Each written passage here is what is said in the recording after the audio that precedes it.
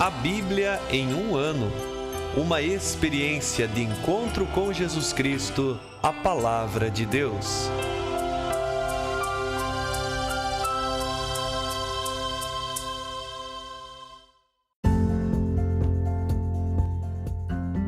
Olá, eu sou Yuri, seminarista da Diocese de Ponta Grossa, Paraná. Você está ouvindo o podcast A Bíblia em um ano. Usando um plano de leitura cronológico, vamos ler a Bíblia inteira em 365 dias, descobrindo como a história da salvação se desdobra e se atualiza em nossas próprias vidas e na vida da Igreja. Estamos usando a Bíblia Católica com a tradução oficial da Conferência Nacional dos Bispos do Brasil. Você pode baixar o plano de leitura completo por meio de um link que você encontra na página do Instagram abiblia.emumano ou no facebook.com/seminariopg.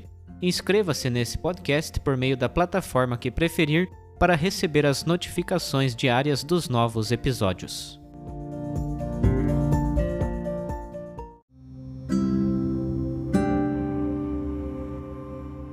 Olá, eu sou o Padre Joel Nalepa, da Diocese de Ponta Grossa, no Paraná.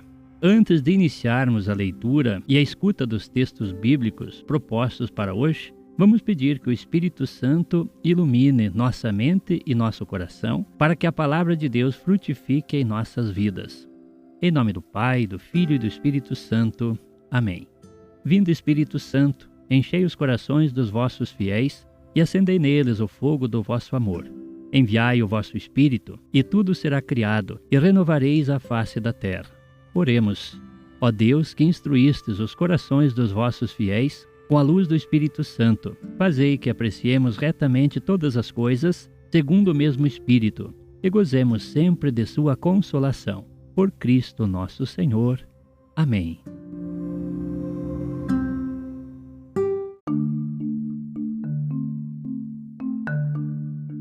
Estamos no dia 24 do nosso podcast A Bíblia em um ano.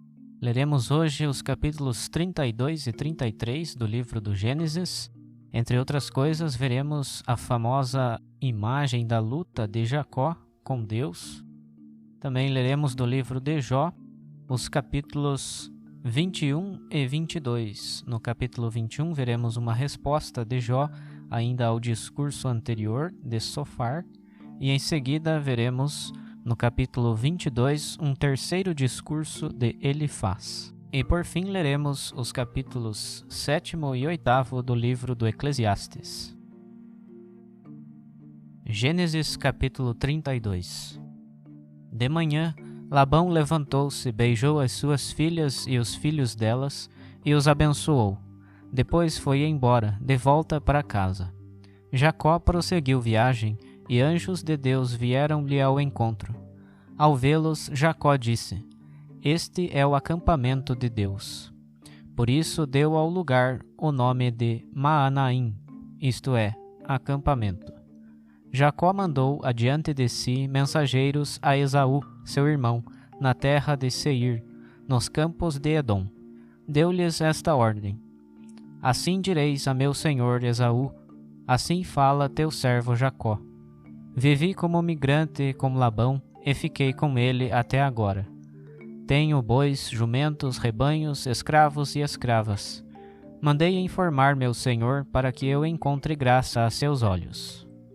Quando os mensageiros voltaram, disseram a Jacó: Estivemos com teu irmão Esaú, e ele vem contra ti com 400 homens.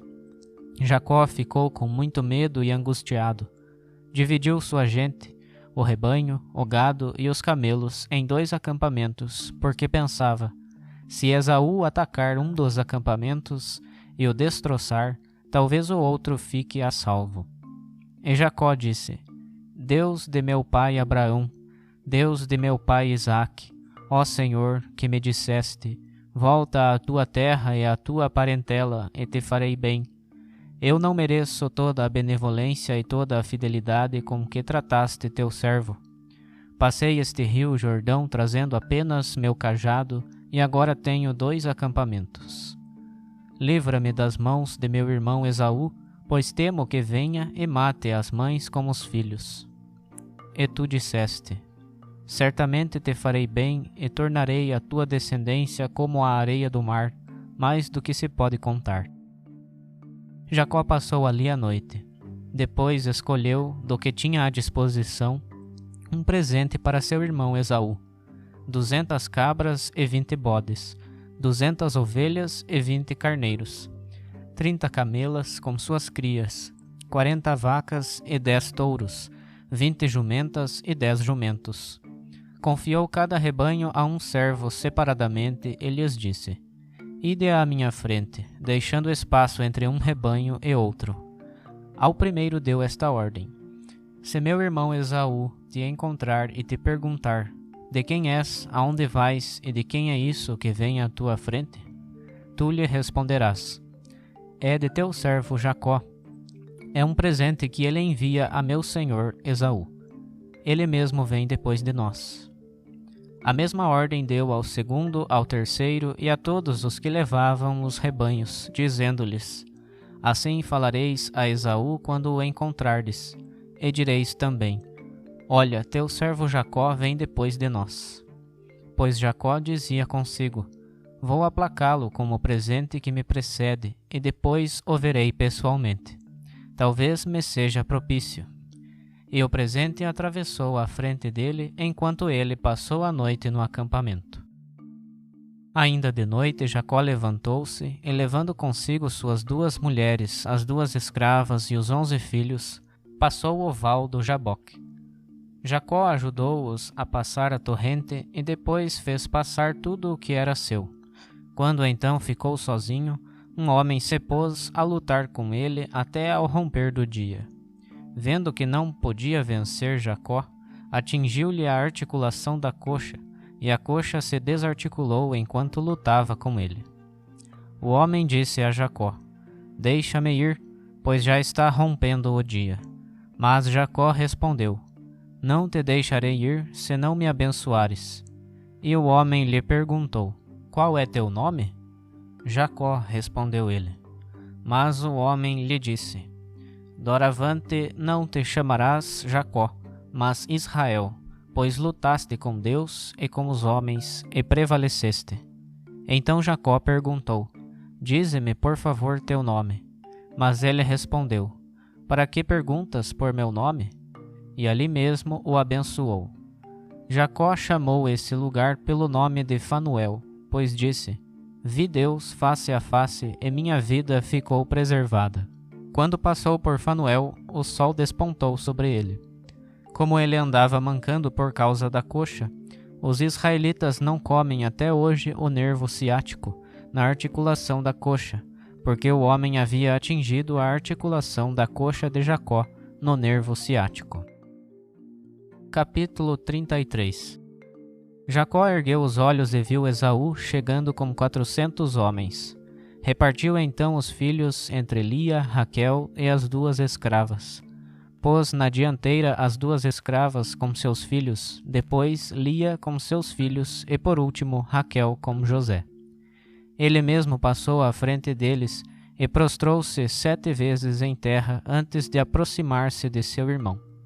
Esaú correu ao seu encontro, abraçou-o, lançou-se a seu pescoço e o beijou. E puseram-se a chorar. Depois, erguendo os olhos, Esaú viu as mulheres e as crianças e perguntou: Quem são esses aí contigo? Jacó respondeu: São os filhos com que Deus agraciou teu servo. Aproximaram-se as escravas com seus filhos e se prostraram. Aproximou-se também Lia com seus filhos e se prostraram.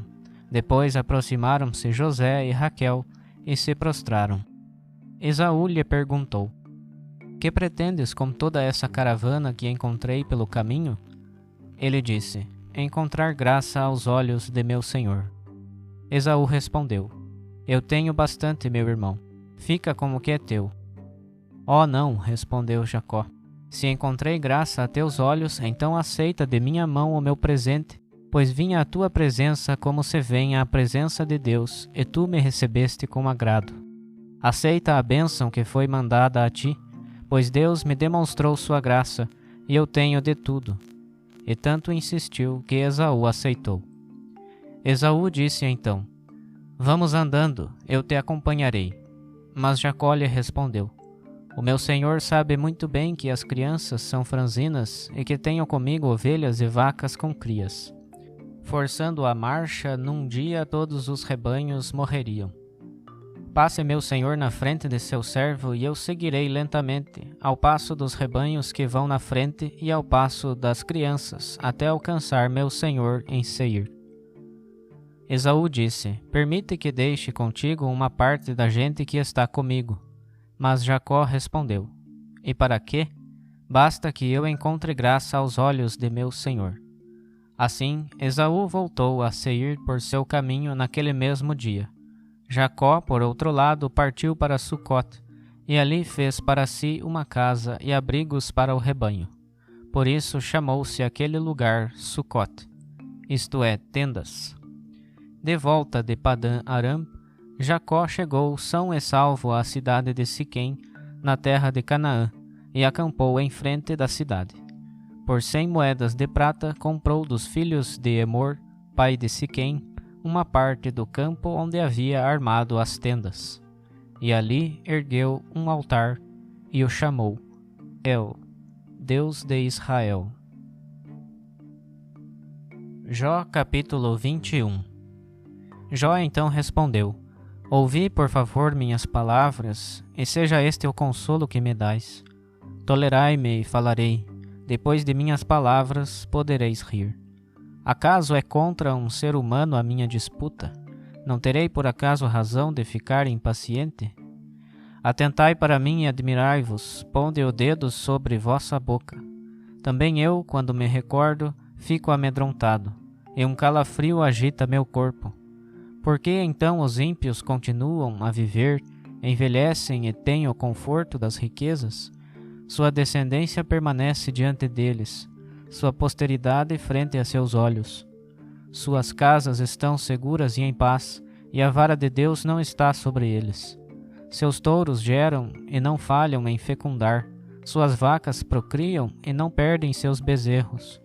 Como um rebanho, seus filhos saem de casa, suas crianças brincam saltando. Tocam o pandeiro e a cítara e alegram-se ao som da flauta. Passam na prosperidade os seus dias, e de repente descem ao mundo dos mortos.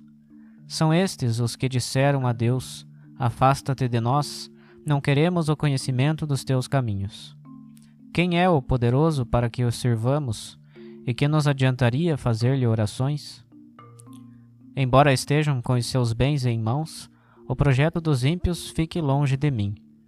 Entretanto, quantas vezes se apaga a lâmpada dos ímpios e a desgraça irrompe sobre eles, e Deus na sua ira os cumula de dores?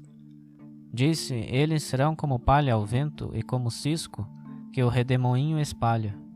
Reservará Deus para os filhos a iniquidade do ímpio? Que a retribua ao próprio ímpio, para ele aprender. Então meus olhos veriam sua própria morte, e do furor do poderoso ele beberia. Pois que lhe importa a sua casa depois dele, depois que tiver sido cortado o número de seus meses? Acaso ensinará alguém a Deus o conhecimento, a ele que julga os que estão nas alturas? Este morre com saúde, robusto, rico e feliz. Suas entranhas estão cobertas de gordura, e seus ossos estão cheios de tutano. Aquele, ao contrário, morre na amargura de sua alma, sem quaisquer recursos. Contudo, ambos dormirão juntos no pó, e os vermes os cobrirão. Por certo conheço vossos pensamentos e vossas sentenças iníquas contra mim. Pois dizeis: onde está a casa do príncipe e onde as tendas dos ímpios? Acaso não interrogastes a qualquer dos viajantes e não acreditastes no que dizem? Que no dia do desastre o mal é preservado e no dia do furor ele escapa? Quem lhe reprovará frente a frente o seu proceder, e quem lhe dará a paga pelo que fez? De fato, ele será transportado aos sepulcros, e sobre seu túmulo montarão guardas. A terra do vale é suave para ele, atrás dele vai toda a população, como à sua frente inúmera multidão. Como, pois, quereis consolar-me em vão, se da vossa resposta só resta a falsidade? Capítulo 22. Então Elifaz de Temã tomou a palavra. Acaso pode o homem ser útil a Deus, quando o inteligente é útil apenas a si mesmo? Que adianta ao poderoso, se fores justo, ou que proveito lhe trazes em guardar íntegro o teu caminho? É pelo teu temor que ele te repreende ou entra contigo em juízo? Não antes por causa da tua múltipla maldade e das tuas infinitas iniquidades? De fato, penhoraste os teus irmãos sem motivo, e aos seminus despojaste de suas vestes. Não deste água ao cansado, e ao faminto negaste o pão. Acaso é só ao forte que pertence a terra, e só o favorecido habitará nela? As viúvas despediste de mãos vazias, e os braços dos órfãos deixaste sem força. Por isso estás cercado de laços, e repentino terror te perturba. As próprias trevas tu não vês, e o ímpeto das águas te oprime. Acaso Deus não é mais exaltado que o céu? Considera o vértice das estrelas, como é alto. Mesmo assim dizes, que é que Deus sabe? Acaso ele julga através da escuridão? As nuvens são o seu esconderijo e ele não considera as nossas coisas. Pelo alto do céu ele passeia. Acaso desejas trilhar o caminho de sempre, que homens iníquos pisaram? Arrebatados antes do seu tempo, uma torrente subverteu seus fundamentos, pois diziam a Deus, afasta-te de nós. E que poderia fazer-nos o poderoso? Contudo, foi ele que encheu de bens as suas casas, apesar do pensamento dos malvados estar longe dele. Os justos verão e se alegrarão, e o inocente zombará deles. Na verdade, foi destruída a sua estabilidade, e o fogo devorou os seus restos. Reconcilia-te, pois, com ele e terás paz. Por estes meios conseguirás os melhores frutos. Recebe de sua boca a lei, e guarda as suas palavras no teu coração. Se te converteres ao poderoso, progredirás, se removeres a iniquidade da tua tenda. E adquirirás ouro como terra e como a areia da torrente de Ofir. E o poderoso será o teu ouro, e a prata se amontoará para ti. Então nadarás em delícias no poderoso, e elevarás a Deus o teu rosto. Suplicante lhe rogarás, e ele te ouvirá, e pagarás as tuas promessas. Farás um projeto e se realizará, e nos teus caminhos brilhará a luz. Pois ele humilha quem fala coisas soberbas, mas quem for humilde será salvo. Ele liberta o inocente, que será salvo pela pureza de suas mãos. Eclesiastes, capítulo 7. Mais vale o bom nome do que caros perfumes, e o dia da morte mais que o dia do nascimento. Mais vale visitar uma casa em luto do que ir a uma casa em festa, porque naquela está o fim de todos, e quem está vivo refletirá sobre isso em seu coração. Mais vale a tristeza do que o riso, porque pela tristeza do rosto corrige-se o coração. O coração dos sábios está na casa do luto, o coração dos insensatos está na casa da alegria. É melhor ser repreendido pelo sábio do que alegrar-se como o canto dos insensatos, pois assim como os gravetos crepitam debaixo da panela, assim é a risada do insensato, e isso também é vaidade. A calúnia faz do sábio um insensato, e o suborno faz enlouquecer seu coração. Mais vale o fim de uma coisa do que o seu começo. É melhor quem tem paciência do que o arrogante. Não sejas fácil em irritar-te interiormente. A irritação se aloja no peito do insensato. Não digas, por que motivo os tempos passados eram melhores que os de agora? Pois não é a sabedoria que te inspira essa pergunta. É boa a sabedoria como a riqueza, e é vantajosa para os que veem o sol. Assim como a sabedoria protege, também o dinheiro protege. A vantagem da instrução é que a sabedoria faz viver quem a possui. Contempla as obras de Deus. Ninguém poderá endireitar o que ele encurvou. Num dia feliz desfruta dos bens, e no dia da desgraça reflete. Deus fez tanto um como o outro, de tal modo que ninguém pode descobrir alguma coisa do seu futuro. Já vi de tudo em minha vida vã. o justo que perece apesar da sua justiça, e o ímpio que sobrevive longamente apesar da sua maldade. Não sejas demasiado justo e nem te tornes sábio demais, por que arruinar-te? Não te excedas na maldade e nem te tornes insensato, por que morrer antes do tempo? É bom que segures isto que tens, e também não soltes aquilo. Quem teme a Deus, de tudo sai ileso. A sabedoria torna o sábio mais forte do que 10 chefes numa cidade. Não há nenhum justo sobre a terra que faça o bem sem jamais pecar. Não des atenção a todas as palavras que se dizem, para que não venhas a ouvir teu servo falando mal de ti, pois tua consciência sabe que tu também falaste mal dos outros muitas vezes. Examinei tudo segundo a sabedoria e pensei, vou tornar-me sábio. Mas ela se afastou ainda mais de mim. O que aconteceu está longe, e a profundidade é grande. Quem a encontrará? Percorri todas as coisas com o meu espírito para eu conhecer e considerar e investigar a sabedoria e a razão. Então verifiquei que a impiedade é insensatez e o erro imprudência. E descobri, mais amarga que a morte é a mulher, aquela que é uma armadilha, cujo coração é como a rede e cujas mãos são algemas. Quem agrada a Deus livra-se dela. O pecador, porém, será preso por ela. Eis o que descobri, diz o Eclesiastes, examinando coisa por coisa até chegar à razão daquilo que tenho procurado e ainda não achei. Entre 1000 apenas um homem descobri, entre todas mulher nenhuma. Eis a única conclusão a que cheguei. Deus fez reto o ser humano, eles, porém, meteram-se em complicações sem conta. Capítulo 8. Quem é como o sábio, e quem conhece a explicação das coisas? A sabedoria ilumina o rosto da pessoa e abranda a dureza de sua face. Observa o que diz o rei, e por causa do juramento feito diante de Deus, não te apresses em sair da sua presença.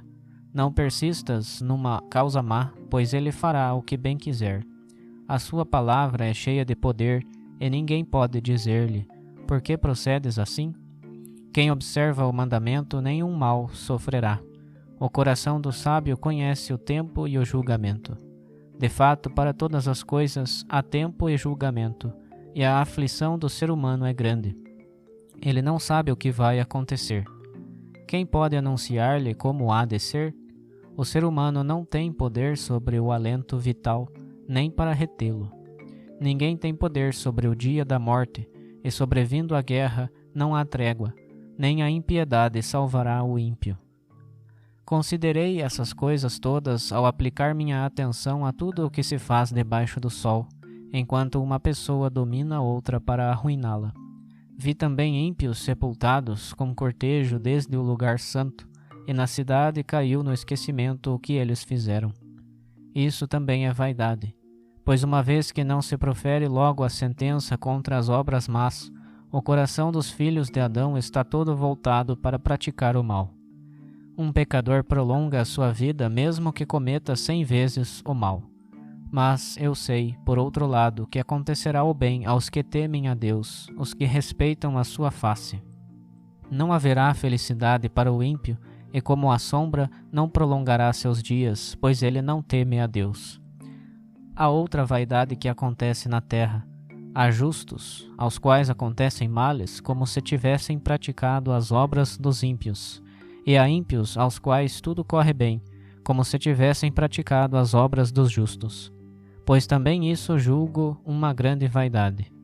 Quanto a mim, louvo a alegria, pois nada existe de bom para o ser humano debaixo do sol, a não ser comer, beber e divertir-se. É só isto que ele tira do seu trabalho nos dias de vida que Deus lhe dá debaixo do sol. Apliquei meu coração em conhecer a sabedoria e compreender a tarefa que se realiza sobre a terra, pois os olhos humanos não veem repouso nem de dia nem de noite. E compreendi que o ser humano é incapaz de descobrir alguma razão de todas as obras de Deus, de tudo o que se realiza debaixo do sol. Por mais que trabalhe pesquisando, menos descobrirá. E mesmo que um sábio diga que conhece, não poderá verificar.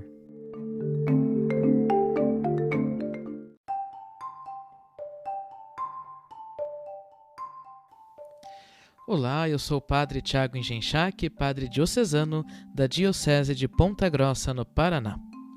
Dentro dos capítulos 32 e 33 que acabamos de ouvir, eu gostaria de dar um destaque para a luta de Jacó com aquele desconhecido durante a noite.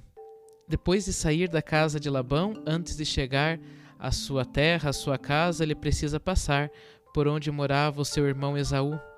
E é aí, durante a noite, que Jacó faz uma experiência mística muito profunda. Um desconhecido se aproxima e começa a lutar com ele. E nessa luta, o desconhecido não podia vencer Jacó. Então o atinge na coxa, ferindo-o. E ainda diz a Jacó: larga-me, pois já surge a aurora. Mas Jacó respondeu: não te largarei, se não me abençoares. E depois que o desconhecido, sem revelar o seu nome, abençoou Jacó e foi embora, o próprio Jacó deduz que ele havia acabado de lutar com o próprio Deus. Inclusive ele vai dizer: vi Deus face a face e minha vida foi poupada. E deu àquele lugar o nome de Fanuel, que significa face de Deus.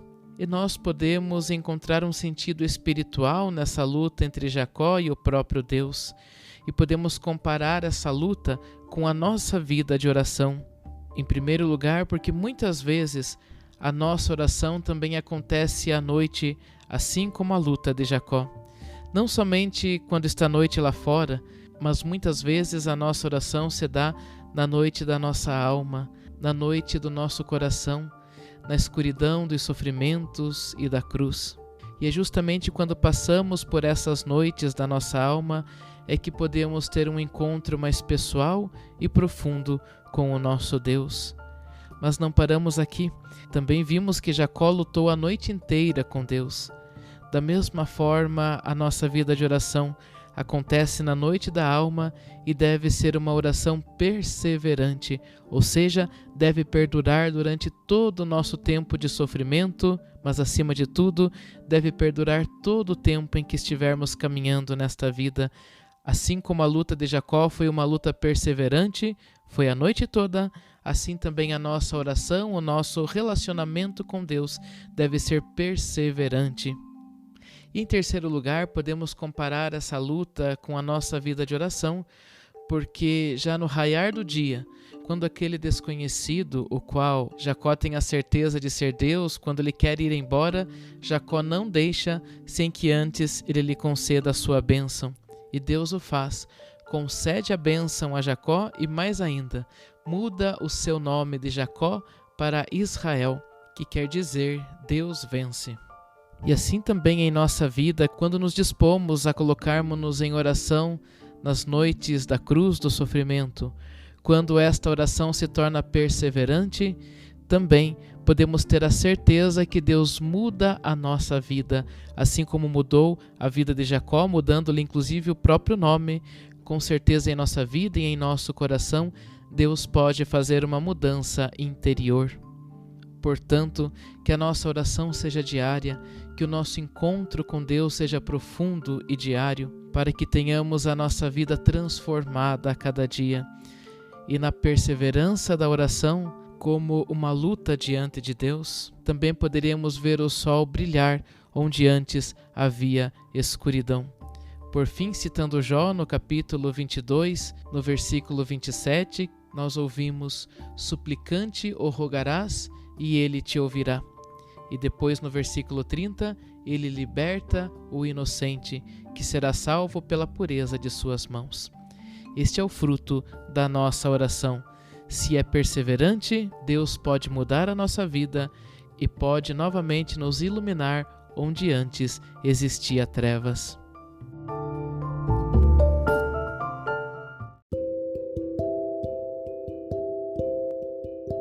Querido irmão, querida irmã, após a leitura e a meditação da Palavra de Deus contida na Sagrada Escritura, peçamos que o Espírito Santo inspire as nossas ações a partir do mistério de Jesus Cristo, o Verbo encarnado.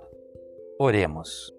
Ó Deus, concedei ao vosso povo alimentar-se cada vez mais da vossa palavra e nela encontrar a fonte da vida. Por nosso Senhor Jesus Cristo, vosso Filho, na unidade do Espírito Santo. Amém. Quem vos fala é Dom Sérgio Arthur, bispo da Diocese de Ponta Grossa, no Paraná. Desça sobre vós a bênção de Deus Todo-Poderoso, Pai e Filho e Espírito Santo. Amém.